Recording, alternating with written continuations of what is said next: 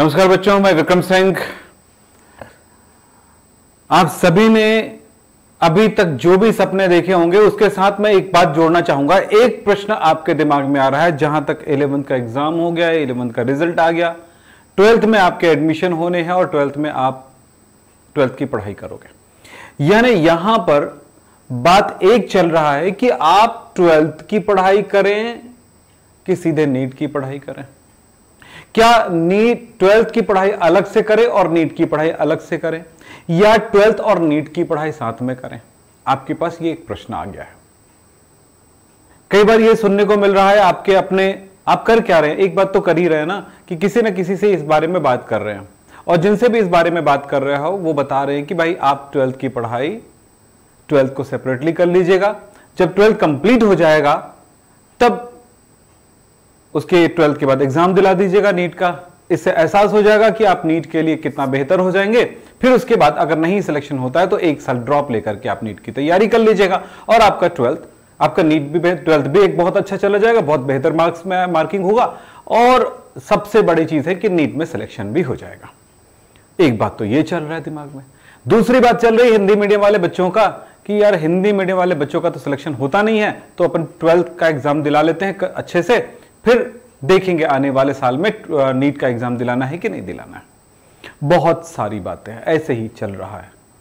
आपको बताने वाले, आप जिनसे पूछ रहे हो, जो आपसे आपके अब तक इंफॉर्मेशन पहुंचा है, या आसपास के वो बच्चे जिन्होंने कभी दिल लगा के ऐसी मेहनत नहीं किए हैं, कि उन्होंने कभी नीट की पूरी तैयारी नहीं की, नहीं यहां तक कि 12th की भी सही तरह से तैयारी नहीं किए हैं, ऐसे बच्चे आपको बता रहे हैं कि आपको ऐसे करना चाहिए। आपके बड़े भाई, आपकी बड़ी दीदी, आपके ये भी हो सकते हैं, आपके पेरेंट्स भी हो सकते हैं। तो थोड़ा ध्यान से सुनिएगा। मैं हम सारे बच्चों को कहना चाहूंगा, उन सारे लोगों को कहना चाहूंगा जो इस तरह की धारणाएं बना चुके हैं कि 12th की तैयारी का समय आ चुका है।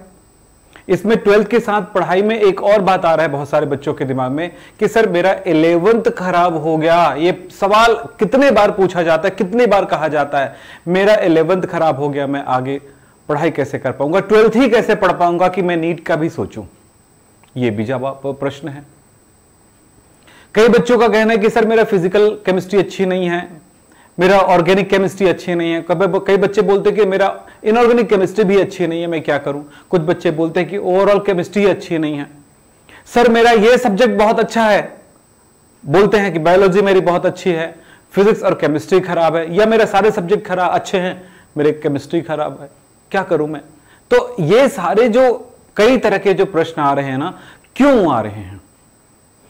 केवल एक ही कारण है, आप पहले अपने आप को पहचानो, अपने आप के लिए अपने भविष्य, अपने टारगेट को डिसाइड करो कि आपको जाना कहां है। उस टारगेट पर अपनी निगाहें गड़ाओ और वो जो आप चाहोगे वो होगा। आपको चाहना होगा, आपको करना होगा, आपको मेहनत करना होगा, तभी जाकर के उस जगह पे जा सकते हो।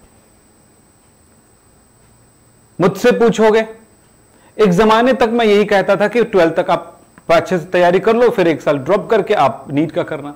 आज जमाना चेंज हो गया है। आज मैं कहता हूं कि भाई 12th के साथ आप नीट कर सकते हो।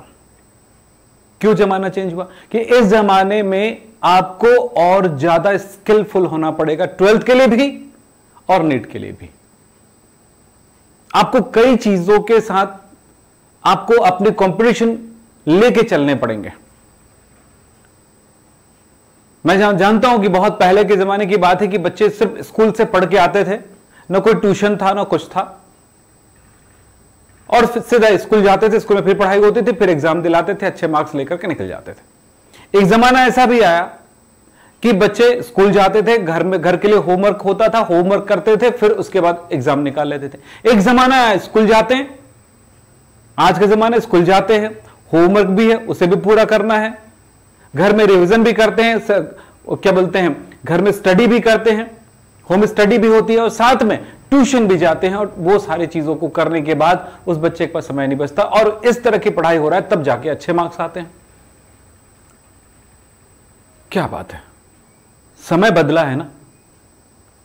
पहले जमाने में पढ़ाई के बारे में सोचते नहीं थे, आज पढ़ाई के बारे में इतना सोच रहे हैं कि आपका एकदम सीधा सा मतलब है कि आपके सामने आपका लक्ष्य है,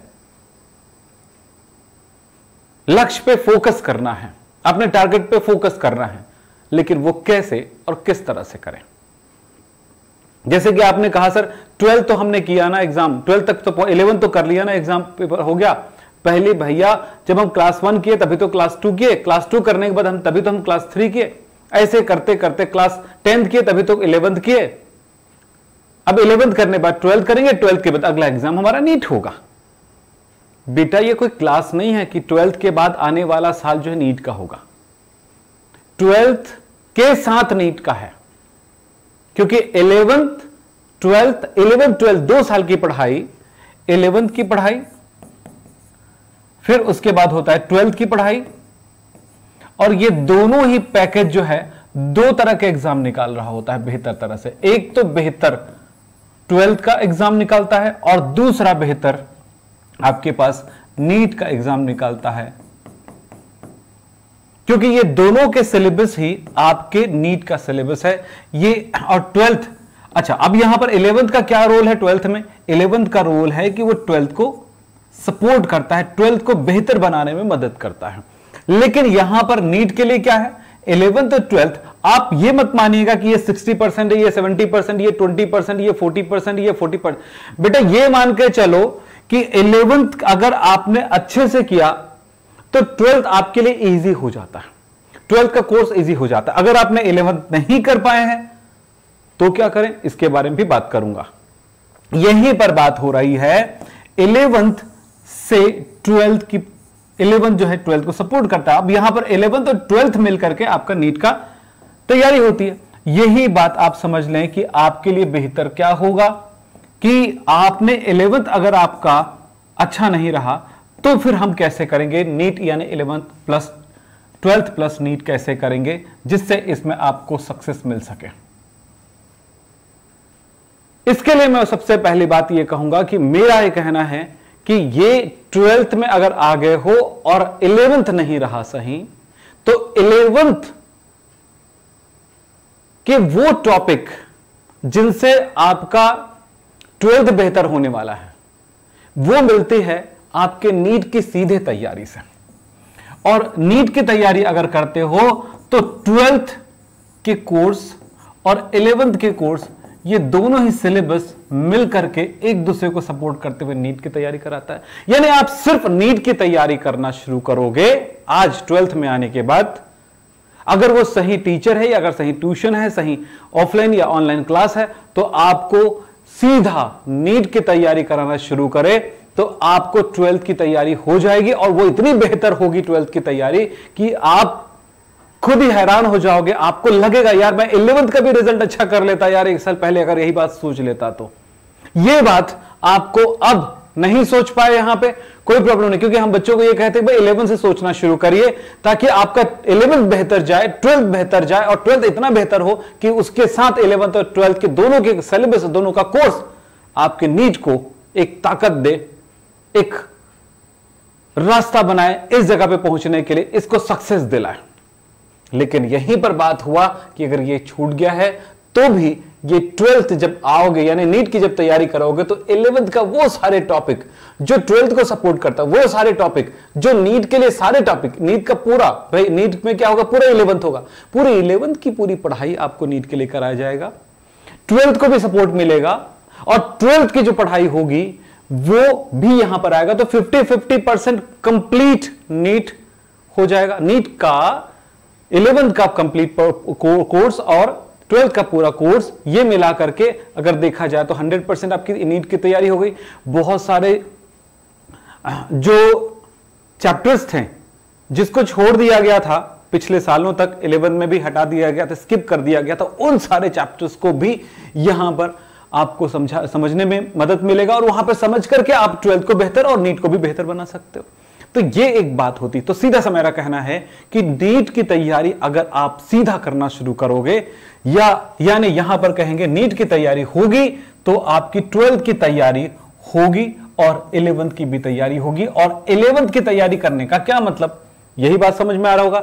ये 11th इसका 50% है, तो यहां पर इसको मैं 50-50% में अगर मैं बांट दूं तो सीधा सा मतलब है आपकी फुल्ली नीट की तैयारी हो जाती है। नीट का 50% 11th है, 50% 12th है।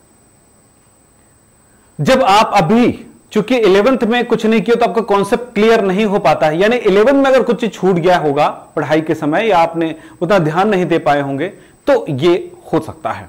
एक और बात कि कुछ बच्चे नहीं बोलते हैं कि सर मैंने तो यार नीट का इस साल एग्जाम दिलाया था 12th के बाद, जस्ट मेरा सिलेक्शन नहीं हुआ। क्या उस बच्चे ने नीट के लिए सीधा तैयारी किया था?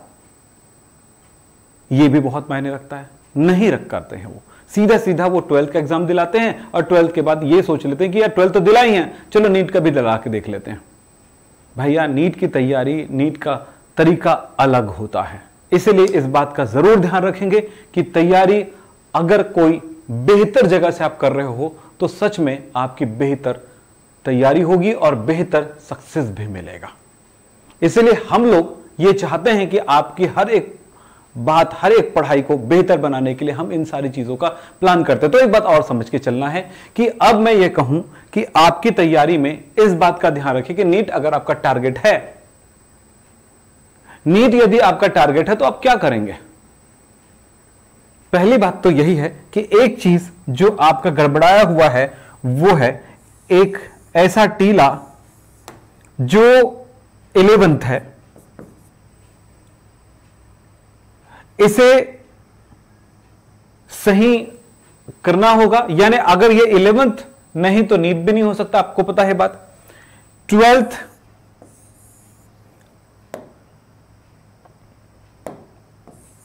अब मैं 12th की बात करूं, ये 12th को दर्शा रहा है। 12th देखिए 11th से जंप किए 12th, यानी 11th को आपने पास किया, 11th को सीखा अच्छे से, 12th तक पहुंचे। 12th एक ऐसी जगह है जहां पर आपको अपना टारगेट लगाना पड़ता है, निशाना लगाना पड़ता है नीट के लिए। यदि ये दोनों साथ में कर लें, ये नीट कर लें 12th के साथ, अगर हम नीट की तैयारी पूरा कर लें तो ये क्या करेगा कि 12th को बहुत बेहतर बनाएगा और नीट तक हम पहुंच सकते हैं। क्योंकि नीट का लेवल जो है, नीट की पढ़ाई है थोड़ा अलग है, बहुत कुछ अलग है, बहुत बारीकियों पे ध्यान देना पड़ते हैं, बहुत ऐसे एमसीक्यूज है, ऐसे ऐसे कॉन्सेप्ट है, ऐसे न्यूमेरिकल्स है जिनको हल करते समय बहुत बारीकी पे जाना पड़ता है। यहां पे आपको थ्योरी लिखने पड़ते हैं। आपको पता है प्रीवियस ईयर के कुछ क्वेश्चंस को उठा करके हम बहुत अच्छा 12th भी निकाल सकते हैं, लेकिन नीट के लिए आपको हर बार एक नई स्किल तैयार करने पड़ते हैं, नए तरीके तैयार करने पड़ते हैं, अपने आप को वहां पर संवारना पड़ता है। और ये यहां पर आपकी स्पीड भी आपको मायने रखेगा। नॉलेज को किस तरह से लाना है, इन सारी बातों के लिए हमें यहां पर समझना होगा। फिर एक बात है कि मैं केमिस्ट्री के बारे में कुछ बताना चाहूंगा कि केमिस्ट्री को किस तरह से आप ये नीट के लेवल तक ले जा सकते हैं। तो पहली बात मैंने आपको कहा 12th के साथ करेंगे बेहतर होगा, क्योंकि इससे क्या होगा, 12th की पूरी तैयारी हो गई, 12th का ही कोर्स आपके नीट में आना है। 12th की जब तैयारी कराया जाए, नीट की जब तैयारी कराया जाएगा तो 11th का पूरा चैप्टर आपको एक कंप्लीट वे में कराया जाएगा, कंप्लीट पार्ट में कराया जाएगा, हर चीज को सिखाया जाएगा। इससे क्या होगा, आपको 12th को भी सपोर्ट मिलेगा और क्वालिटी आपकी इंप्रूव होगी 12th में। इससे 12th का जो मार्क्स है, 12th का रिजल्ट जो है और बेहतर होगा। साथ में आपका 12th का रिजल्ट बेहतर हो गया, आपका नीट टारगेट है और आपने अच्छे खासे मेहनत किए हैं। क्योंकि भाई याद रखिएगा, अगर आपने टारगेट बनाया है, आपको तपस्या करना है, उस जगह पर पहुंचना है, तो आप पूरी हद तक मेहनत करेंगे। और मेहनत करेंगे उसी बच्चे के लिए भाई, है ना, उन बच्चों के लिए नहीं हो सकता है जिसने मेहनत को ये सोचते कि चलिए आज हमारे टीचर ने पढ़ा दिया, हो गया यार। ऐसे बच्चों के लिए नहीं हो। वैसे बच्चे जो घर में रिवीजन भी करते हैं, जो चीजें आपने पढ़ा है कई बार, उससे एक बार अगर आपने ठीक से पढ़ा है तो उसको एक बार आप रिवाइज करो। फिर आपको लगता है कि कुछ दिनों बाद आप भूलने लगे हो तो अपने नोट्स के साथ उसको रिवाइज करो। तो नोट्स कैसे बनेगा, ये भी बहुत मायने रखता है। नोट्स अगर आपने टारगेट ये रखा है तो 12th की नोट्स थ्योरेटिकल होंगे, आपको पता है। एक नोट्स होता है जो आप सेल्फ बनाएंगे, दूसरा नोट्स क्या होगा जो हम प्रोवाइड करेंगे, एक टीचर्स प्रोवाइड करते हैं। फिर एक नोट्स होगा, नीट के लिए भी होगा, जो शॉर्ट्स में होगा, बहुत छोटे छोटे पॉइंट्स जो टारगेट करती हैं। तो यहां पर कॉन्सेप्ट डेवलप करके ही जा सकता है। आप अपने अगर कॉन्सेप्ट सही है तो कई तरह के क्वेश्चन जो घुमावदार होते हैं, कई स्टेप्स में वो कई तरह से सॉल्व करने लायक होते हैं, उनको कर सकते हैं। तो यहां पर इसके लिए आपको सोचना है। फिलहाल तो मैं एक बात बोलना चाहूंगा, ध्यान से सुनिएगा इस जगह पर, कि आप अपनी केमिस्ट्री की तैयारी करते हैं तो केमिस्ट्री की तैयारी के लिए आपको सबसे बड़ा प्रॉब्लम कहां पे आता है?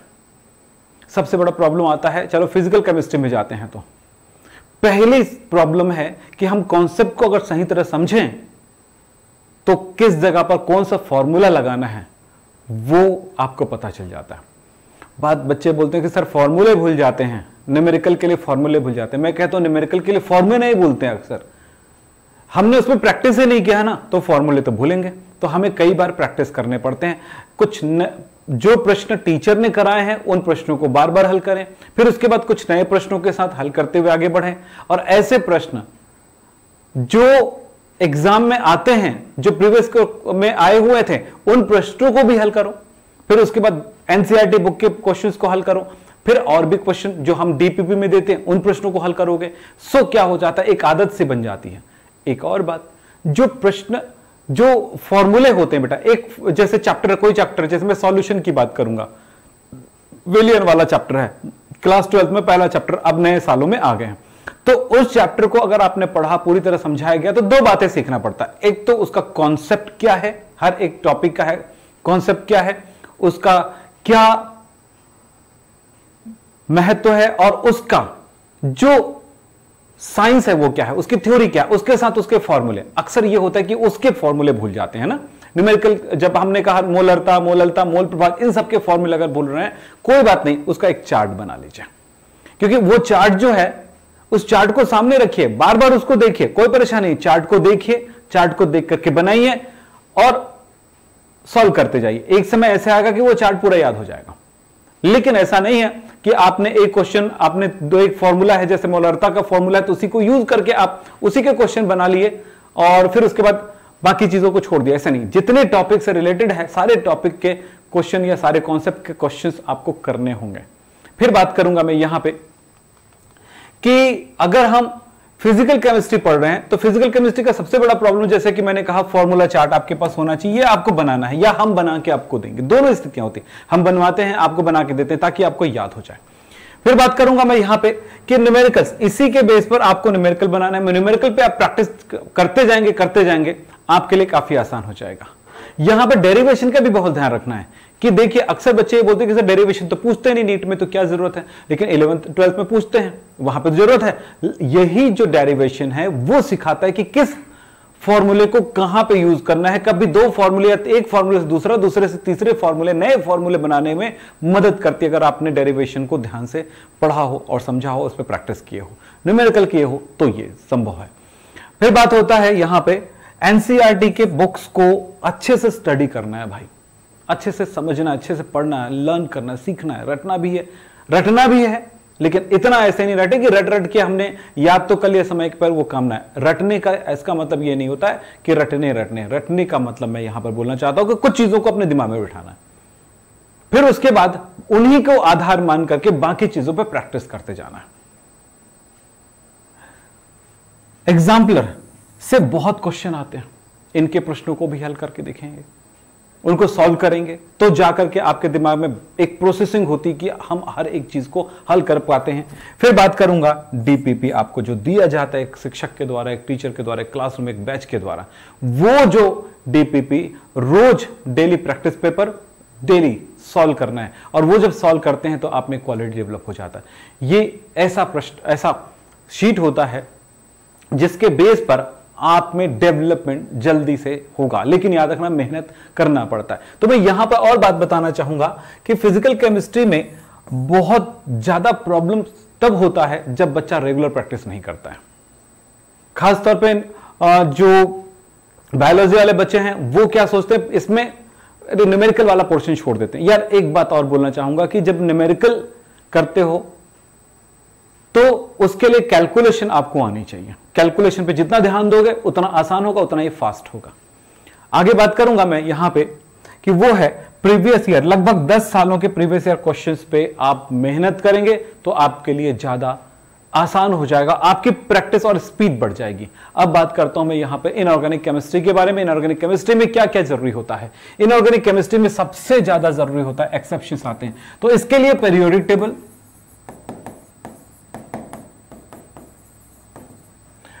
टेबल बहुत जरूरी है। पीरियोडिसिटी यानी कि आवर्तिता, ये अगर आप ये दो चीजों पे अच्छा मेहनत कर लिए तो उसके बाद आपके जो भी एक्सेप्शंस होते हैं, यानी कि जो भी अपवाद होते हैं,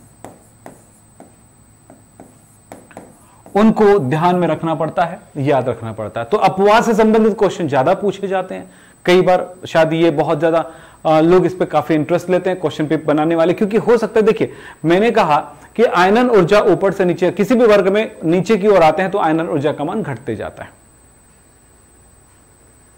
यहीं पर आयनन ऊर्जा संबंधित बात करते हैं। दूसरी बात है, बाएं से दाएं की ओर जाते हैं तो आयनन ऊर्जा का मान बढ़ते जाता है। जब बढ़ते जाता है तो नाइट्रोजन यहां पे, ऑक्सीजन यहां पे है, तो आयनन ऊर्जा किसकी ज्यादा होनी चाहिए? ऑक्सीजन की होनी चाहिए। लेकिन हो जाता है नाइट्रोजन का, तो यहां पे बोले यार एक्सेप्शन ये है कि असल में ये गलत है, असली में तो ये गलत है। असली में ये होता है आयनन ऊर्जा किसकी ज्यादा होती है? नाइट्रोजन का। क्यों? ऐसे प्रश्न आपके पास पूछे जाते हैं। तो कुछ जगहों पर ये चीजें देखने को मिलेगा आपको। तो जो चीजें जो अपवाद हो जाते हैं, यानी कि प्रकृति जो है कई और कारणों से उन गुणों को में अंतर कर देता है, उन चीजों को पढ़ना होता है, उन पे अपना दिमाग हमेशा फोकस रखना पड़ता है। तो इसके बारे में ये अपवाद संबंधित क्वेश्चंस बहुत होते हैं। एनसीईआरटी की पूरी बुक पढ़ने पड़ते हैं बेटा, याद रखना। और उसको पढ़ने के तरीके, उसे आसान, पढ़ने का मतलब पढ़ लेना नहीं, उसको सीखना है, उसको समझना है, तभी जाकर के हम बेहतर रिजल्ट दिखा सकते हैं। हम बात करेंगे एनसीईआरटी के क्वेश्चंस की, जो बुक में जो लिखा हुआ है उन सारे प्रश्नों को। अगर मैं यहां पे बात करता हूं इनऑर्गेनिक केमिस्ट्री में, तो सारे प्रश्नों को बड़े आराम से हल किया जा सकता है यदि आपको कॉन्सेप्ट क्लियर हो चुका है तो। और उनको हल करने होंगे और उनके सारे आंसर हम आपको प्रोवाइड करेंगे इस कोर्स के अंतर्गत।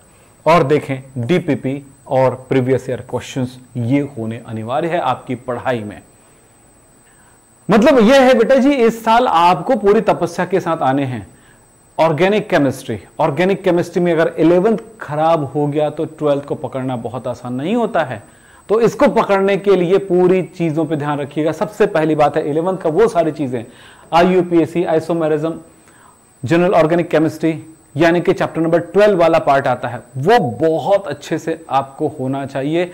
ये चीज जानेंगे उसके बाद ही आपको 12th क्लियर होता है। इसी में आता है क्वेश्चंस के प्रैक्टिस। उसमें जो क्वेश्चंस रहते हैं बुक में, एनसीईआरटी में पीछे जो क्वेश्चंस होते हैं उनको प्रैक्टिस करने होंगे दोनों पार्ट के। फिर बात आता है नेम रिएक्शन का पूरा एक शीट, पूरा चार्ट, स्पेशली आपका स्पेशल चार्ट या स्पेशल एक साथ नेम रिएक्शन यानी कि इंपॉर्टेंट रिएक्शन से संबंधित बातों को आपको सीखना और सीखना होगा। हम सिखाएंगे इस चीज को। बात करते हैं वेटेज। अक्सर ऐसा होता है कि हमारे दिमाग में यह बैठा होता है, यार कौन सा चैप्टर से कितने मार्क्स के क्वेश्चन आते हैं या कितने क्वेश्चंस आ सकते हैं किस चैप्टर से। बात बताऊं, अगर आप ये सोच के चलते हो कि ये एक चैप्टर है जिससे 2 क्वेश्चन आते हैं, इससे सोचेंगे कि 3 क्वेश्चन आते हैं, इससे 1 आते हैं, तो बात बताऊं मैं आपको, ये इतने मार्क्स का है, ये इतने मार्क्स का है। तो हकीकत में एक बात बताना चाहूंगा, मैंने इस बात को अगर सोचता हूं तो चलिए मैं मान लेता हूं इस साल चैप्टर नंबर 5 से 2 क्वेश्चन है। क्या जरूरी है आने वाले साल में चैप्टर नंबर 5 से 2 क्वेश्चन आएंगे? कभी भी नहीं। यानी ये वेटेज पे ध्यान देने से बेहतर, ये तो सिर्फ ऐसा होता है कि आप कभी भी अपने तैयारी को इस बेस पर ना करते हुए पूरी हर एक पार्ट को अच्छे से देखना होगा। ऐसे भाई हवाई बहुत सारी चीजें होती है, बहुत लोग इस पे बहुत ध्यान देते हैं और इससे उनको लगता है कि बहुत बढ़िया मार्क्स दिलाया जा सकता है स्टूडेंट को। लेकिन हकीकत यह है, वो बच्चा जो हर एक कॉन्सेप्ट पे ध्यान दिया हो, हाँ इतना याद रखो किस कॉन्सेप्ट पे क्वेश्चन आते हैं उसका वेटेज बता सकते हैं। चैप्टर के वेटेज पे जाएंगे तो मुश्किल में पड़ जाएंगे। तो इसीलिए आप हमेशा ध्यान रखें कि जिस तरह के आप जिस कॉन्सेप्ट को पढ़ रहे हैं उस कॉन्सेप्ट को बहुत ही क्लियर पढ़ना है, और वो तभी याद हो पाएगा जब आप उस पर बार बार प्रैक्टिस करोगे, अपने रिवीजन करते रहोगे। यहां पर एक बात समझ के चलना, आपको हर चैप्टर पे ध्यान देना है, क्योंकि आप चैप्टर पे ध्यान देंगे तो इस चैप्टर में ये भी नहीं कह सकते कि चैप्टर का ये वाला टॉपिक पूछा गया था पिछले साल तो अगले साल भी इसी टॉपिक से पूछा जाएगा।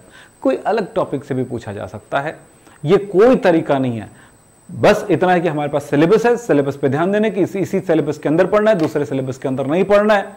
मान लीजिए कोई चैप्टर निकाल दिया गया सिलेबस से, तो उस चैप्टर को नहीं पढ़ना है क्योंकि उसका कोई मतलब नहीं है। लेकिन हाँ, जो चैप्टर है उसके किस जगह से क्वेश्चन आएंगे कोई नहीं कह सकता है। सबसे बड़ी ईमानदारी होगी कि आपको हर एक चैप्टर को ध्यान से पढ़ना होगा, उसके प्रैक्टिस सॉल्व करने पड़ेंगे, उसके एनसीईआरटी क्वेश्चन को सॉल्व करने होंगे। रिवीजन पे जरा ध्यान रखिएगा। आप एक बार समझ गए अच्छे से, उसके बाद अगर रिवीजन करते हैं तो हर बार रिवीजन जब करते जाओगे तो वो आसान होने लगेगा। सिर्फ पेज पलटते जाइए, हर चीज दिमाग में बैठते जाएगा, ये भी ध्यान रखना है। तो इन सारी बातों को ध्यान रखाएगा कौन, इन सारी चीजों के साथ आपकी तैयारी कराएगा कौन, इस बात पे ध्यान दें। तो इसके लिए हमने रखा है आरंभ बैच। ये आरंभ बैच 22 मई से स्टार्ट हो रहा है। इस बैच की सबसे बड़ी विशेषता है कि यह लाइव बैच है, यानी इसमें सारे क्लासेस लाइव में होने वाली हैं। इस लाइव क्लास के साथ इस बात का हमने ध्यान रखा है, जिन बच्चों ने पढ़ाई अच्छे से किया, अच्छे से करते जा रहे हैं, जिसमें प्रोग्रेस बहुत नजर आ रहा है, हर एक टेस्ट में बेहतर मार्क्स ला रहे हैं, हर एक बच्चा होमवर्क जो कर रहा है, उन बच्चों को ए स्टार बैच में जोड़ा जाएगा। और यह भी एक पहला कंपटीशन होगा, पहली सक्सेस होगा अगर ए स्टार बैच में जाते हो। यानी आप अपने आप को इस तरह से पढ़ाते जाइए, अपने आप को इस तरह से गढ़ते जाइए कि आपकी टारगेट पूरा हो, और पहला टारगेट ये ए स्टार टॉप बैच के साथ हो। बैकलॉग सीरीज, ध्यान दीजिएगा, ये ऐसा फीचर है जो हमने किसी भी और बैच में नहीं देखा है, क्योंकि इसमें होता यह है कि इस बैच की सबसे बड़ी बात यह कि अगर कोई किसी दिन का क्लास आपका छूट गया है, आपका बैकलॉग लग गया है, तो आपको फिर से बुलाया जाता है, फिर से आओ भैया, आप पीछे मत हो जाओ यार, बुलाया जाता है। यानी कि आप देखे होंगे कई मुर्गियों को, अपने छोटे बच्चों को, मतलब चूजों को चलाते हुए, खाना खिलाते हुए, बड़ी मुर्गी आगे निकल जाती है, उसके साथ बहुत सारे बच्चे भी आगे निकल जाते हैं, 2-1 छूट जाते हैं, तो उनके लिए फिर वो बड़ी मुर्गी थोड़ी देर के लिए फिर वापस आती है, चलो बच्चे मेरे साथ। तो वैसे ही कहानी हमारे इसमें देखने को मिलेगा, इसमें यानी कि अगर तुम थोड़ा पीछे भी हो जाओ तो भी हम आपको तो कुछ एक हफ्तों के अंदर बैकलॉग दे करके मतलब कुछ हफ्तों के बाद, एक हफ्तों के अंतराल के बाद ये चीज दिया जाएगा, जिससे आपको में क्या होगा कि उस जगह पर आपको वो पढ़ने का एक ताकत मिलते जाएगा कि आपको रिवीजन मिलेगा, पढ़ाई मिलेगी, और आपकी पढ़ाई में एक बढ़िया सा सपोर्ट मिलेगा बैकलॉग सीरीज से। आपका परफॉर्मेंस टेस्ट होगा, परफॉर्मेंस चेक होगा। ये क्या होगा भैया, आपने कितने मार्क्स लाए हैं, टेस्ट से कितने मार्क्स लाए हैं, आपकी पढ़ाई कैसी जा रही है, आप होमवर्क किस तरह से कर रहे हो, किस दिन एब्सेंट हो, इन सारी बातों को यहां पर परफॉर्मेंस चेक के द्वारा पता लगाया जाएगा और आप तक पहुंचाई जाएगी। इसमें मिलेगा daily practice question, daily class DPP, आपको मिलेगा मॉक टेस्ट और प्रैक्टिस टेस्ट। बेटा याद रखना, इस पे मैं बहुत ध्यान देता हूं कि अगर बच्चा मॉक टेस्ट दिलाता है, बच्चा डीपीपी करता है, डेली प्रैक्टिस करता है क्वेश्चंस का, तो उसको दुनिया का कोई नहीं हिला सकता। याद रखना, यही चीज है, यही एक मेहनत है जिसके कारण बच्चा सक्सेस होता है। होमवर्क मिलेंगे, टीचर्स के स्लाइड्स मिलेंगे, टीचर्स के नोट्स मिलेंगे आपको, मतलब सब कुछ जो क्लास 12 के लिए जरूरी है, जो नीट के लिए जरूरी है, वो सब कुछ यहां पर अवेलेबल है इस आरंभ बैच के लिए, बैच में। इसमें पढ़ाने वाले टीचर भी सबसे बेहतर टीचर हैं। बायोलॉजी में हैं Parth sir, Yogesh sir, chemistry में है मैं और कामेश सर, और फिजिक्स में है विपिन सर और शुभम पालीवाल सर।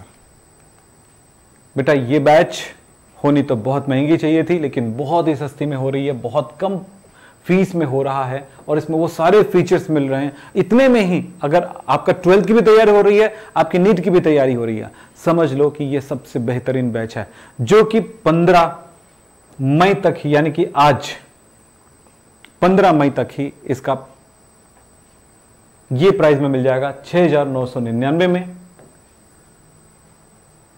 इसके लिए आपको कूपन कोड लगाना पड़ेगा AARAMBH।